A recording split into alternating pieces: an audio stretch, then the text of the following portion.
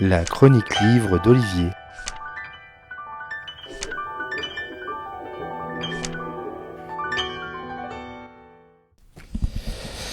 Il paraît qu'elle agit sur les comportements quand elle est pleine, qu'elle provoque des événements hors normes quand elle est visible complètement dans le ciel.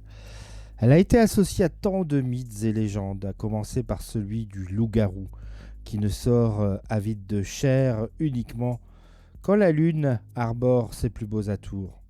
Il paraît même que les hommes vont de nouveau fouler son sol dans les prochaines années. Pour y faire quoi ? Pour y chercher quoi ? Ça, c'est une autre histoire. Quoi qu'il en soit, l'astre lunaire n'a pas fini de faire des choses ou encore d'en faire écrire.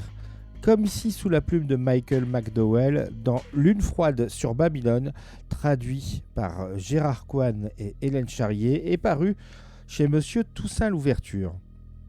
Babylone dans les années 80. Au bord du Styx, les Larkin cultivent les myrtilles en famille. Jerry et Margaret, avec Evelyn, leur grand-mère, font face aux difficultés après la mort mystérieuse du père et la banque de la famille Redfield qui les presse financièrement.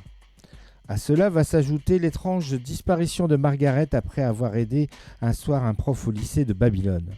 Le shérif local, Hale, doit composer avec les entités locales et les accusations d'Evelyn, la grand-mère, visant directement Nathan Redfield, le fils du banquier.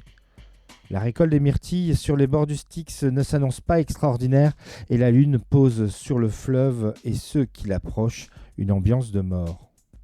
Nouvel opus de l'œuvre du créateur de Beetlejuice et auteur du célèbre Blackwater, édité par M. Toussaint Louverture, l'auteur pose cette fois son intrigue en Floride dans les années 80 et n'hésite pas à faire couler de l'hémoglobine et à mettre une bonne dose de fantastique, bien plus que dans les précédents romans parus chez l'éditeur français. La trame narrative n'est pas révolutionnaire et elle est somme toute assez classique, ce qui n'enlève pas une forme d'intérêt pour le sort de la famille Larkin dans ces Florides, loin de l'image d'Épinal d'un Miami bling-bling.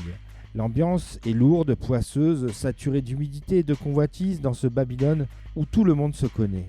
Et il y a le Styx, ce fleuve qui est un personnage à part entière, tortueux, inhospitalier, autant repoussoir qu'addictif.